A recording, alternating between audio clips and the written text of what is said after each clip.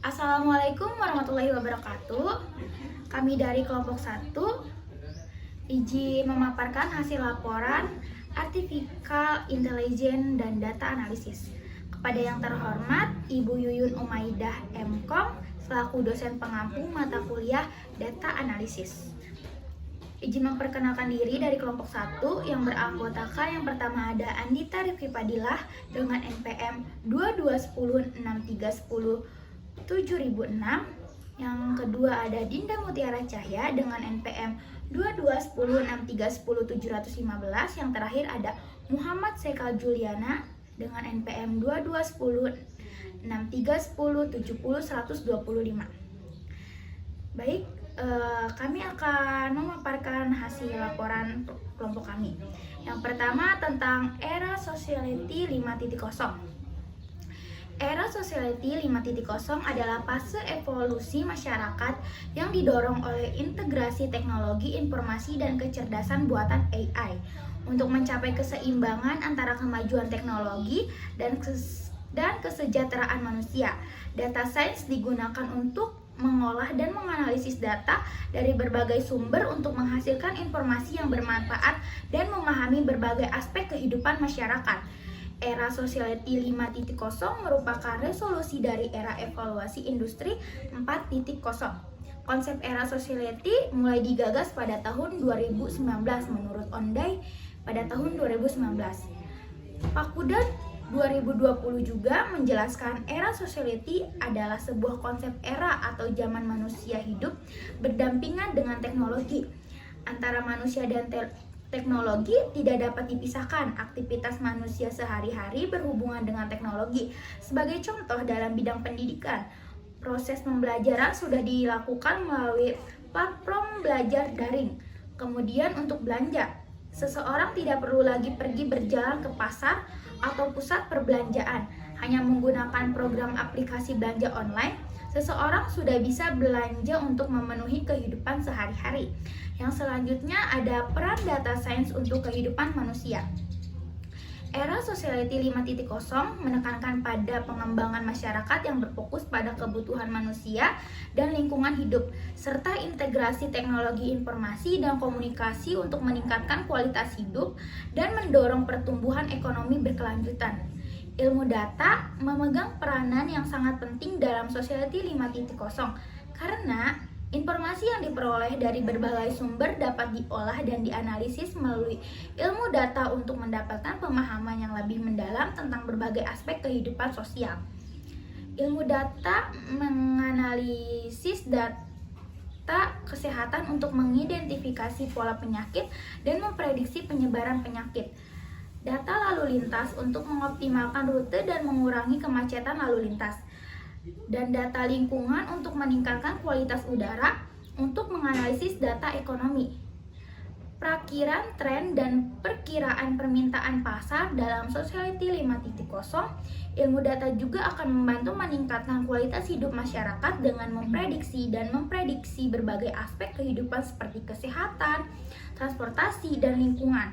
Selain itu, ilmu data juga dapat membantu meningkatkan efisiensi dan produktivitas bisnis dengan memprediksi tren dan memperkirakan permintaan pasar. Di tahun-tahun mendatang, pasar ilmu data dan pembelajaran mesin diperkirakan akan mencapai 140,9 miliar pada tahun 2020 datang, meningkatkan permintaan akan talenta terampil dalam ilmu data dan teknologi terkait. Dan meningkatkan permintaan akan talenta terampil di bidang ini semakin menjanjikan. Mengingat tantangan penerapan ilmu data di Sains 5.0, berbagai solusi dapat diterapkan antara lain membangun infrastruktur teknis yang tepat, meningkatkan keterbukaan dan aksesibilitas data, dan meningkatkan jumlah profesional ilmu data melalui pelatihan dan pendidikan yang sesuai singkatnya. Ilmu data merupakan bagian penting dari kehidupan manusia di era Society 5.0 karena meningkatkan kualitas hidup masyarakat, meningkatkan efisiensi dan produktivitas perusahaan, serta membantu memprediksi dan mengantisipasi berbagai aspek kehidupan. Buat titik 3, teknik dan tugas pokok data science.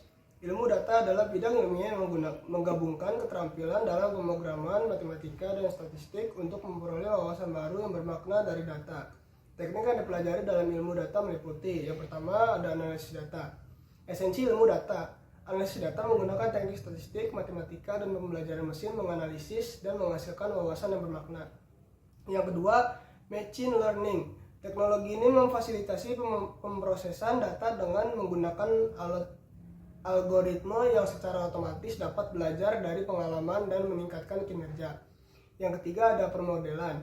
Pembelajaran mesin adalah tentang mengidentifikasikan algoritma terbaik untuk memecahkan masalah yang dihadapi dan melatih model itu sendiri.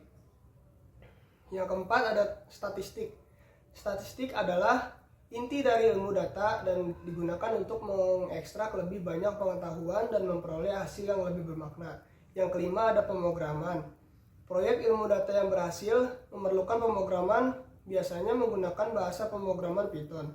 Tanggung jawab utama seorang data scientist adalah yang satu.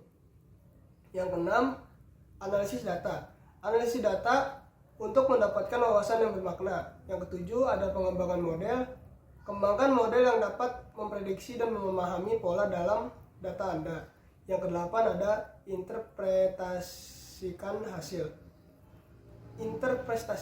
hasil analisis untuk mengambil keputusan bisnis yang tepat. Yang kesembilan ada manajemen proyek, mengolah proyek ilmu data, termasuk membimbing tim mengolah aktivitas sehari-hari.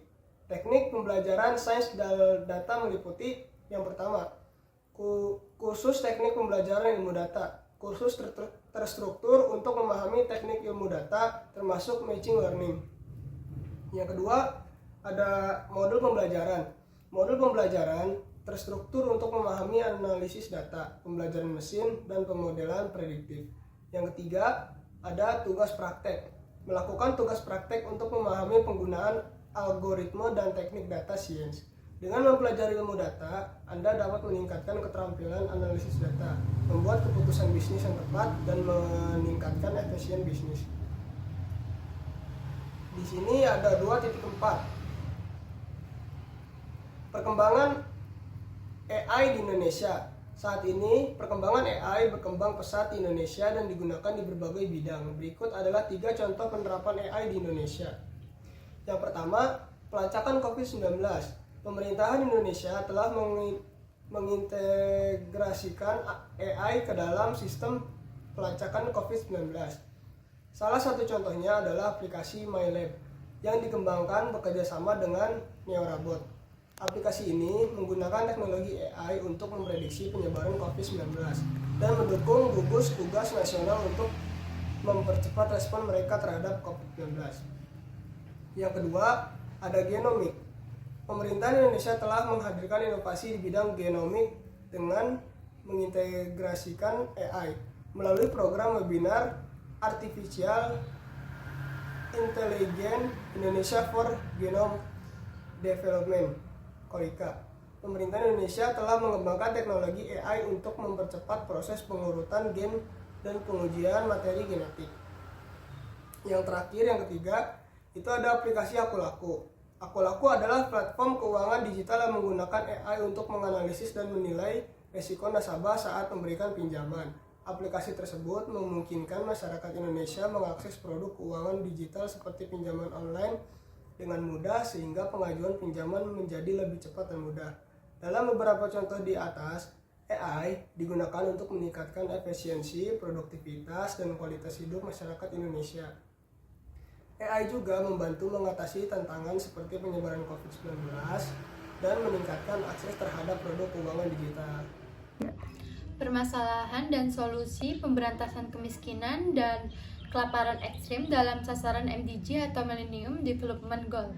Masalah pemberantasan kemiskinan dan kelaparan ekstrim merupakan permasalahan kompleks dan memiliki banyak aspek yang mempengaruhi banyak aspek kehidupan masyarakat, termasuk pendidikan, kesehatan, dan ekonomi.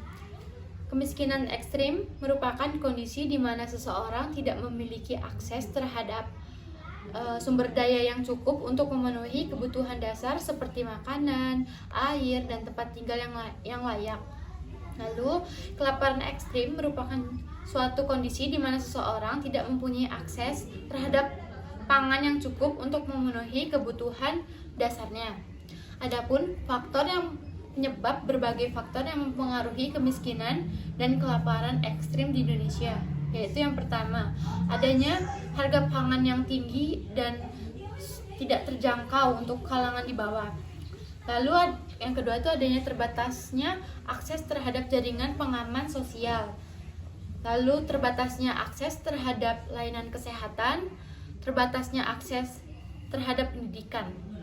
Lalu untuk solusi untuk mengataskan kemiskinan dan kelaparan ekstrim di Indonesia antara lain yaitu yang pertama itu untuk meningkatkan jaringan pengaman sosial, lalu meningkatkan akses terhadap layanan kesehatan seperti adanya BPJS, lalu ada meningkatkan akses terhadap pendidikan dengan mengadakan pemerintah dengan mengadakan beasiswa. Lalu yang keempat itu adanya meningkatkan pengelolaan sumber daya alam. Lalu yang terakhir itu ada meningkatkan pendekatan keluarga. Oleh karena itu, upaya pengentasan kemiskinan dan kelaparan ekstrim di Indonesia harus mencakup berbagai faktor dan solusi terintegrasi dan berkelanjutan. Kemudian ada kesimpulan dari materi kali ini yaitu Era Society 5.0 adalah fase evaluasi masyarakat yang didorong oleh integrasi teknologi informasi dan kecerdasan buatan AI untuk mencapai keseimbangan antara kemajuan teknologi dan kesejahteraan manusia. Data sains digunakan untuk mengelola dan menganalisis data dari berbagai sumber untuk menghasilkan informasi yang bermanfaat dan memahami berbagai aspek kehidupan masyarakat. Data sains adalah ilmu yang menggabungkan kehidupan masyarakat, matematika, statistika dengan kehidupan ilmu komputer dan dengan tujuan analisis data.